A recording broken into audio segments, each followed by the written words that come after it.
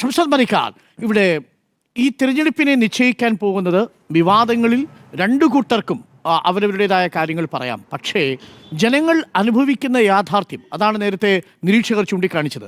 ആ യാഥാർത്ഥ്യത്തെ അവഗണിക്കാൻ UDF-ന് കഴിയുമോ? ഇപ്പോൾ ഉദാഹരണത്തിന് UDF-ന്റെ പ്രകടന പത്രികയിൽ 5 വർഷം കൊണ്ട് എല്ലാ ഭവനരഹിതർക്കും 5 ലക്ഷം വീടുകൾ വെച്ച് കൊടുക്കും, അല്ലെങ്കിൽ മുഴുവൻ ആളുകൾക്കും വീട് വെച്ച് കൊടുക്കും എന്ന് പറയുന്നു. ഈ സർക്കാർ 4.25 ലക്ഷം വീടുകൾ പണിത് കഴിഞ്ഞു, 5 ലക്ഷത്തേക്ക് അടുക്കുകയാണ്. ഷംസാദ് വയനാട്ടിൽ നിന്നല്ലേ? കോൺഗ്രസിൻ്റെ വയനാട്ടിലെ വീട് എവിടെ എന്നൊരൊറ്റ ചോദ്യം ചോദിച്ചാൽ പൊളിഞ്ഞു പോകുന്നതല്ലേ ഈ പ്രകടന പത്രികയിലെ പ്രധാനപ്പെട്ട ഒരു വാഗ്ദാനം? പെൻഷൻ്റെ കാര്യത്തിലാണെങ്കിൽ 18 മാസത്തെ കുടിശ്ശിക എന്ന് പറഞ്ഞു. എന്നാൽ 18 മാസത്തെ ഏതെങ്കിലും തരത്തിൽ ഒരു പെൻഷൻ്റെ അല്ല, പല പല പെൻഷനുകളിൽ ചിലത് 18 മാസം, ചിലത് 4 മാസം, ചിലത് 6 മാസം എന്നിങ്ങനെയാണ് ഉമ്മൻചാണ്ടി സർക്കാരിൻ്റെ കാലത്ത് കുടിശ്ശിക ഉണ്ടായിരുന്നത്. ഇപ്പോൾ കുടിശ്ശികയെല്ലാം തീർത്ത് 2000 അത് വർദ്ധിപ്പിച്ച് ജനങ്ങളുടെ കൈകളിലെത്തുന്ന സാഹചര്യം ഉണ്ടാകുന്നു. 32 ലക്ഷത്തോളം വരുന്ന സ്ത്രീകൾക്ക് 1000 രൂപ വീതം പ്രതിമാസം കിട്ടാൻ പോകുന്നു. കുടുംബശ്രീകളാണെങ്കിൽ അവർക്ക് പ്രത്യേക ഗ്രാൻസ് ഇൻ എയ്ഡ് കിട്ടുന്ന സഹായം ഉണ്ടാവുന്നു. ചെറുപ്പക്കാർക്കാണെങ്കിൽ പ്രത്യേക സ്കോളർഷിപ്പ് പദ്ധതി ഉണ്ടാവുന്നു. അപ്പോൾ ഇതൊക്കെ ജനങ്ങളിലൊരു ഫീൽ ഗുഡ് ഫാക്ടർ ഉണ്ടാക്കില്ലേ? ഭരണവിരുദ്ധ വികാരത്തെ നിർവീര്യമാക്കുന്ന ജനക്ഷേമ പദ്ധതികൾ പ്രഖ്യാപിച്ചു കഴിഞ്ഞിരിക്കുകയാണ് സർക്കാർ. അതവർക്ക് അനുഭവമായി കഴിഞ്ഞു, വാഗ്ദാനങ്ങളല്ല. അത് ഈ തെരഞ്ഞെടുപ്പിൽ സ്ത്രീകൾ ഒരുമിച്ച് വോട്ടെഴുതിയാൽ അത് ഈ സർക്കാരിനെ സംബന്ധിച്ച്, ഇടതുമുന്നണിയെ സംബന്ധിച്ച് വലിയ വിജയമായി തീരും. കിറ്റ് കൊടുത്ത് നേടിയ വിജയമെന്ന് പറഞ്ഞതുപോലെ പെൻഷൻ കൊടുത്ത് നേടിയ വിജയമെന്ന് പറഞ്ഞ് നിങ്ങൾക്ക് ദുഃഖിച്ചിരിക്കേണ്ടി വരുമോ ഷംസാദ് മലിക്കാർ? അരുണിൻ്റെ ചോദ്യത്തിന് മറുപടി പറയാം. അതിനു മുമ്പ് ശ്രീ അരുൺകുമാർ പറഞ്ഞൊരു കാര്യമുണ്ട്. പത്മകുമാറുമായി ബന്ധപ്പെട്ട് ജയിലിലേക്ക് പോയ CPM-ൻ്റെ നേതാവിനെ കുറിച്ച് പാർട്ടിക്ക് ഇതുവരെ അദ്ദേഹം തെറ്റ് ചെയ്തോ എന്ന് ബോധ്യപ്പെട്ടിട്ടില്ല. അത് പണ്ട് പല കാര്യത്തിലും പറയാറുണ്ട്. ഞങ്ങളുടെ പാർട്ടിക്ക് സ്വന്തം കോടതിയുണ്ട്, ഞങ്ങളുടെ പാർട്ടിക്ക് സ്വന്തം പോലീസ് ഉണ്ട് എന്ന് പറയുന്നത് പോലെയാണ് ഇപ്പോഴും CPM-നൊഴികെ കേരളത്തിലെ പൊതുസമൂഹത്തിന് മുഴുവൻ പത്മകുമാർ തെറ്റ് ചെയ്തു എന്നും അതുകൊണ്ടാണ് SIT അദ്ദേഹത്തെ അറസ്റ്റ് ചെയ്തത് എന്നും അദ്ദേഹം ജയിലിൽ പോയത് എന്നുള്ള ബോധ്യമുണ്ട്. CPM-ന് ആ ബോധ്യം വരാനുള്ളൊരു താമസമുണ്ട് എന്നുള്ളതാണ്. ഇനി ശ്രീ സജീവൻ, അദ്ദേഹം രാഷ്ട്രീയ നിരീക്ഷകനായിട്ടാണ് പങ്കെടുക്കുന്നത് എന്ന് ഞാൻ മനസ്സിലാക്കുന്നു. വീട്ടമ്മമാർക്ക് പെൻഷൻ കൊടുക്കുന്നൊരു പദ്ധതിയെക്കുറിച്ച് അദ്ദേഹം പറയുകയുണ്ട്. ഇത് ഏത് ബഡ്ജറ്റിലാണ് പ്രഖ്യാപിച്ചത്?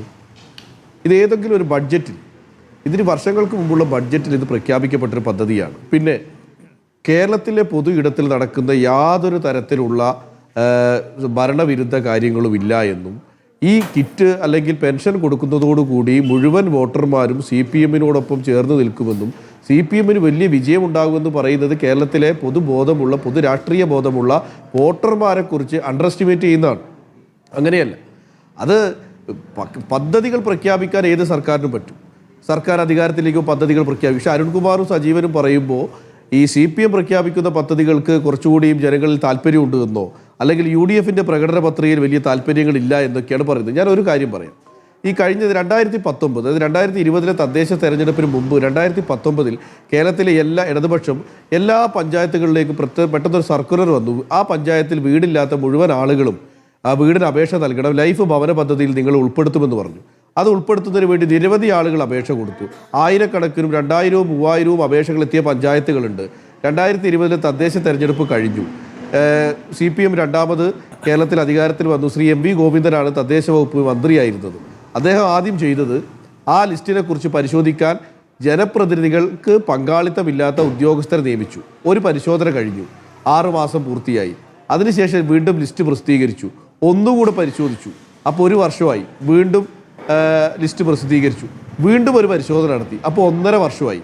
അപ്പോൾ ലിസ്റ്റ് വീണ്ടും പ്രസിദ്ധീകരിച്ചു. ഈ 3 ഘട്ടത്തിൽ ലിസ്റ്റ് വരുമ്പോൾ ഒരു പ്രശ്നം, 1000-ഓ 2000-ഓ ആളുണ്ടായിരുന്ന പഞ്ചായത്തിലെ ഭവന രഹിതരായ ആളുകളുടെ എണ്ണം, വീടിന് അർഹതപ്പെട്ട ആളുകളുടെ എണ്ണം എന്ന് പറയുന്നത് കേവലം 500-ലേക്ക് പോലും മാറി. ആ ആളുകളെയൊക്കെ ഓരോ കാരണങ്ങൾ പറഞ്ഞു, ചെറിയ കാരണങ്ങളാണ്, അര ചുമര് ഉണ്ട്, അല്ലെങ്കിൽ 2 കഴുക്കോലുണ്ട്, 4 ഓടുണ്ട് എന്നൊക്കെ പറയുന്ന കാരണങ്ങൾ പറഞ്ഞ് അവരെ ലിസ്റ്റിൽ നിന്ന് മാറ്റി നിർത്തി. അതിനുശേഷം ലൈഫ് ഭവന പദ്ധതിയിൽ സർക്കാർ എന്താ ചെയ്തത്? ആദ്യം സർക്കാരിൻ്റെ സർക്കുലർ വന്നത് എന്താണ്? അതിദാരിദ്ര്യരായ ആളുകൾക്ക് ഭവനം നൽകിച്ചു കൊടുക്കണം.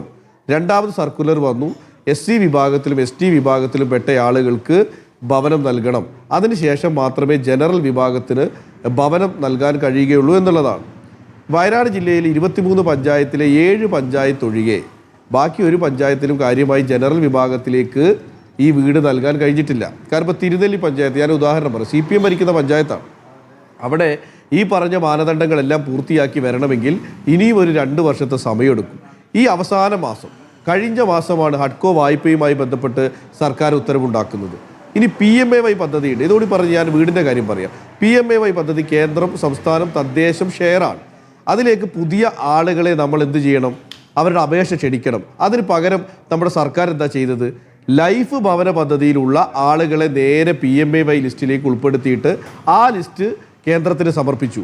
അതായത് ലൈഫ് ഭവന പദ്ധതിയുടെ ലിസ്റ്റ് ഉണ്ടാവുന്നത് 2020 ആ 2020 അപേക്ഷ കൊടുത്ത് ലിസ്റ്റിൽ നിന്ന് പുറത്തുപോയ ആളുകളും 2020 മുതൽ 25 വരെ കേരളത്തിൽ വീടിന് വേണ്ടി അപേക്ഷ നൽകിയവരെയും മാറ്റി നിർത്തിക്കൊണ്ട് ഈ ലിസ്റ്റിൽ നിന്നുള്ള ആളുകളെ മാത്രം PMAY കൊടുത്തു. ഈ PMAY ലിസ്റ്റിൻ്റെ കാലാവധി 5 വർഷമാണ്. 2030 വരെ കേരളത്തിൽ ഒരാൾക്ക് പോലും PMAY ലിസ്റ്റിൽ അപേക്ഷ കൊടുക്കാൻ കഴിയില്ല. ഇതാണോ സർക്കാരിൻ്റെ ഭവന മേഖലയിലെ നയമെന്ന് പറയുന്നത്? അപ്പോൾ ഇതല്ല നയം. പിന്നെ തദ്ദേശ സ്ഥാപനങ്ങളുമായി ബന്ധപ്പെട്ടും ചർച്ചയുണ്ടാവും. അവര് പ്രയോറിറ്റി ലിസ്റ്റിൽ തന്നെ പെട്ടവരല്ലേ? അവര് ഭവനരഹിതരല്ലേ? 2030 വരെ പുറത്തൊരാളെ ചേർക്കാൻ പറ്റില്ലെന്ന് പറഞ്ഞാലും നിലവിൽ പട്ടികയിലുള്ളത് ഭവനരഹിതരായ, വീട് ആവശ്യമുള്ള, പ്രയോറിറ്റി ലിസ്റ്റിൽപ്പെട്ട് ഗ്രാമസഭ തിരഞ്ഞെടുത്തവർ തന്നെയല്ലേ? അല്ല, പറയാം, ഗ്രാമസഭ തിരഞ്ഞെടുത്തതല്ല.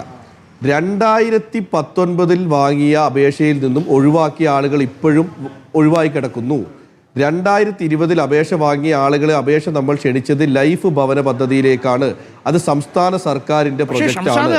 അവിടെ നിന്ന് PMAY പദ്ധതിയുടെ മാനദണ്ഡം എന്ന് പറയുന്നത് വീടുകൾ, ഒരു ദിവസം 182 വീടുകൾ, ഒരു മണിക്കൂറിൽ 6 വീടുകളിലധികം നിർമ്മിച്ചുകൊണ്ടിരിക്കുന്നു എന്നുള്ളതാണ് സർക്കാരിന്റെ കണക്ക്.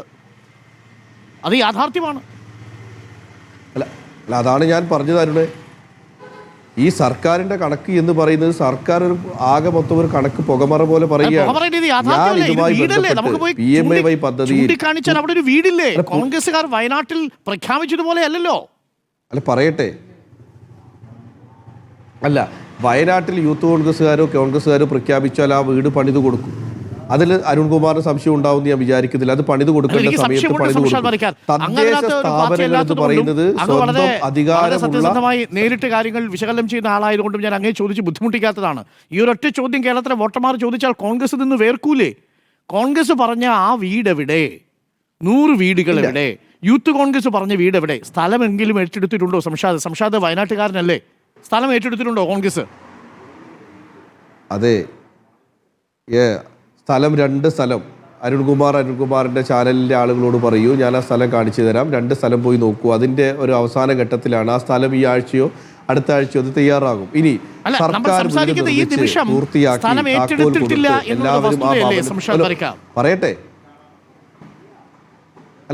ഞാൻ ശ്രീ അരുൺകുമാർ, ഞാൻ പറയട്ടെ, സർക്കാർ ഭവനങ്ങൾ നിർമ്മിച്ച് പൂർത്തിയാക്കി അതിൻ്റെ താക്കോൽ കൈമാറി മുണ്ടക്കൈയിലെയും ചൂരൽമലയിലെയും മുഴുവൻ ആളുകളും ആ ഭവനത്തിലാണോ ഇപ്പോൾ താമസിക്കുന്നത്? അല്ല.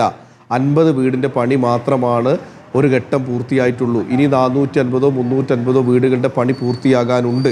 അത് യാഥാർത്ഥ്യമല്ലേ? ഇവിടെ 2 സ്ഥലം ഞങ്ങൾ നോക്കി.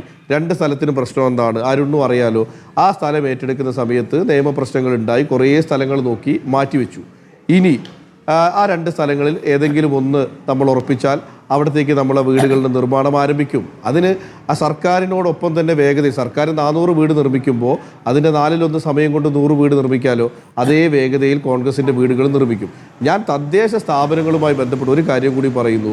തദ്ദേശ സ്ഥാപനങ്ങളെ ഇത്രമേൽ ബുദ്ധിമുട്ടിച്ചൊരു സർക്കാർ സംവിധാനം കേരളത്തിൽ ഉണ്ടായിട്ടില്ല. അതും ഈ തദ്ദേശ സ്ഥാപനങ്ങളുടെ തെരഞ്ഞെടുപ്പിൽ ചർച്ചയാകും. ട്രഷറി ബാൻ ഇപ്പോൾ ഞാനും നിങ്ങളും സംസാരിക്കുമ്പോൾ സാധാരണ മാർച്ച് മാസത്തിലാണ് ട്രഷറി നിയന്ത്രണം ഉണ്ടാവുക.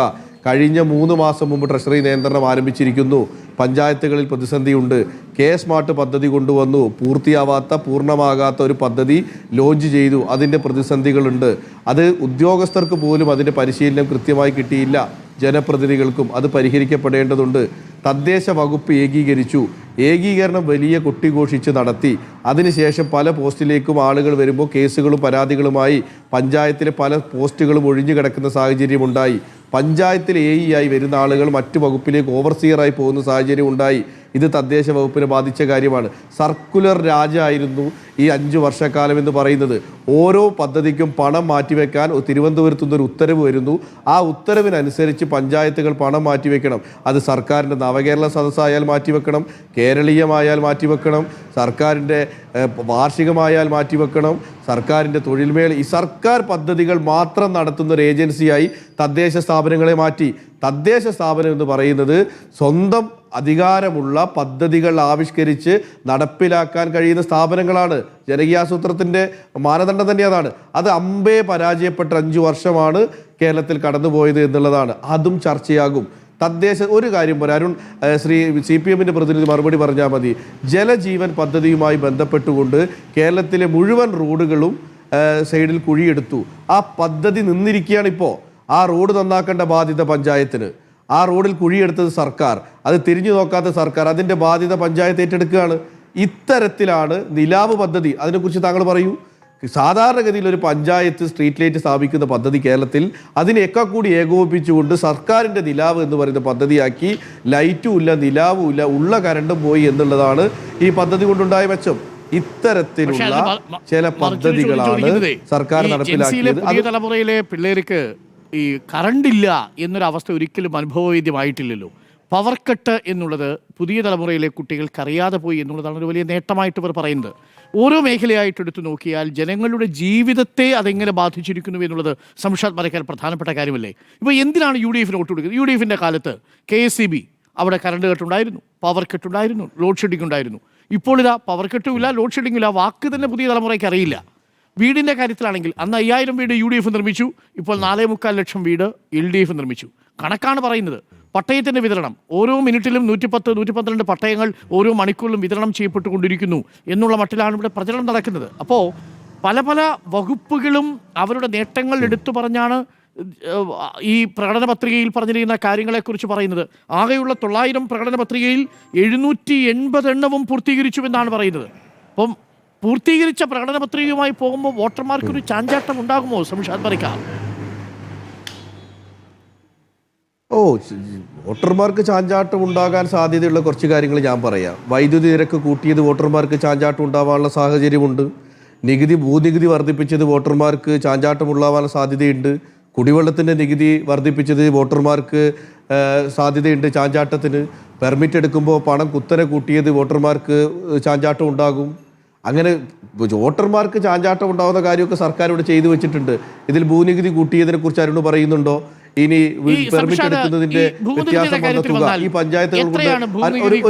ഇപ്പൊ ഗ്രാമത്തിലാണെങ്കിലൊക്കെ ആ ഭൂനികുതി കൂട്ടിയതും ഇപ്പോൾ കിട്ടുന്ന പെൻഷനുമായിട്ട് താരതമ്യം ചെയ്ത് കഴിഞ്ഞാൽ അതിനുള്ളിൽ നിൽക്കാവുന്നതല്ലേ ഉള്ളൂ സംഷാദ്. മാത്രമല്ല അത് ഞാൻ ചോദിക്കട്ടെ, കേരളത്തിൽ ഏറ്റവും വലിയ പ്രയാസം അനുഭവിക്കുന്ന ആളുകളുണ്ട്. അത് യാഥാർത്ഥ്യമാണ്. ഇവർക്ക് ഈ പെൻഷൻ കൊടുക്കുന്നതോടു കൂടി ഇവരുടെ മറ്റെല്ലാ പ്രശ്നങ്ങളെയും ഇതിൽ നിന്നും മാറ്റി നിർത്തുമെന്നാണ് താങ്കൾ ഒരു മാധ്യമ പ്രവർത്തകൻ എന്ന് പറയുന്നത്. ഒരു പെർമിറ്റ് എടുത്താൽ അതിന്റെ പണം അടയ്ക്കേണ്ടത് ഈ കിട്ടുന്ന പെൻഷൻ പൈസയിൽ നിന്നല്ലേ? കൂടി ചേർത്ത് പിടിച്ചു എന്നുള്ളതാണ് സർക്കാർ പറയുന്നത്. അതിദാരിദ്ര്യമുക്ത പദ്ധതി കൊണ്ടുവന്നു, എക്സ്ട്രീം പോവർട്ടി ഇറാഡിക്കേഷൻ. അത് വലിയ രീതിയിൽ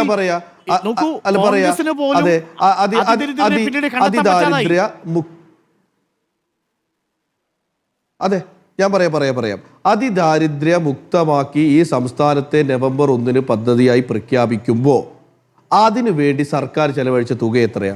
സർക്കാരിന്റെ എന്താണ് അതിലെ കോൺട്രിബ്യൂഷൻ? അതിനൊന്ന് പറയൂ. 1000 കോടി എന്നാണ് സർക്കാരിന്റെ കണക്ക് വിവിധ വകുപ്പുകളിൽ.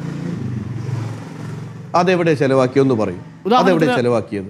വീടില്ലാത്തവർക്ക് വീട് വെച്ച് കൊടുക്കാൻ വേണ്ടി, ഭക്ഷണത്തിന്റെ കാര്യത്തിലാണെങ്കിൽ ഭക്ഷണത്തിന് വേണ്ടി, കാരുണ്യമായി സഹകരിച്ച് ആശുപത്രികളിലെ മെഡിക്കൽ സംവിധാനം ഉറപ്പാക്കാൻ വേണ്ടി എന്നാണ് സർക്കാരിന്റെ വിശദീകരണം. ഞാനൊന്ന് പറയാം. സർക്കാർ ഒരു സർക്കുലർ ഇറക്കി. ഈ അതിദാരിദ്ര്യരായ ആളുകളെ തിരഞ്ഞെടുത്തൊരു ഉദ്യോഗസ്ഥരാണ്. അതിനുശേഷം ഈ അതിദാരിദ്ര്യ ലിസ്റ്റ് ഉണ്ടാക്കി. അത് പഞ്ചായത്തുകൾക്ക് കൈമാറി. തിരുവനന്തപുരത്തു നിന്നൊരു കത്ത് വന്നു. ഈ ലിസ്റ്റിലുള്ള ആളുകൾക്ക് വാതിൽപ്പടി സേവനം കൊടുക്കണമെന്ന് പറഞ്ഞു. ആ വാതിൽപ്പടി സേവനം കൊടുക്കാൻ സർക്കാർ 1 രൂപ പഞ്ചായത്തുകൾക്ക് അനുവദിച്ചതിനേക്കാൾ കൂടുതൽ തന്നില്ല. പഞ്ചായത്തുകൾ നൽകി. അതിനുശേഷം അവിടുത്തെ ആളുകൾക്ക് മരുന്ന് കൊടുക്കാൻ പറഞ്ഞു. അപ്പോൾ ഒരു ഉത്തരവ് വന്നു, ഇവർക്ക് മരുന്ന് നിങ്ങൾ കൊടുക്കണം. ഈ പഞ്ചായത്തിന് ഇപ്പോൾ കേരളത്തിലെ വിവിധ പഞ്ചായത്തുകളിൽ ഏറ്റവും സാമ്പത്തികമായി പിന്നോക്കം നിൽക്കുന്ന പഞ്ചായത്തുകളുണ്ട്. ഓൺ ഫണ്ട് പോലും ഇല്ലാത്ത ആ പഞ്ചായത്തുകളും ഇത് നടപ്പിലാക്കി. ഭൂമി വാങ്ങിയത് പഞ്ചായത്ത്, അവിടെ വീട് വെച്ച് കൊടുത്തത് പഞ്ചായത്ത്, മരുന്ന് കൊടുത്തത് പഞ്ചായത്തുകൾ. അത് LDF UDF പഞ്ചായത്തുകളൊക്കെ ഉണ്ട്. 1 രൂപ, എന്നാൽ അതിദാരിദ്ര്യർ ഇത്രയും ഉണ്ട്, അതുകൊണ്ട് നിങ്ങൾക്ക് ഇത്രയും കൂടുതൽ തുക സർക്കാർ അനുവദിച്ചു എന്ന് പറഞ്ഞിട്ടുണ്ടോ? പറഞ്ഞില്ല.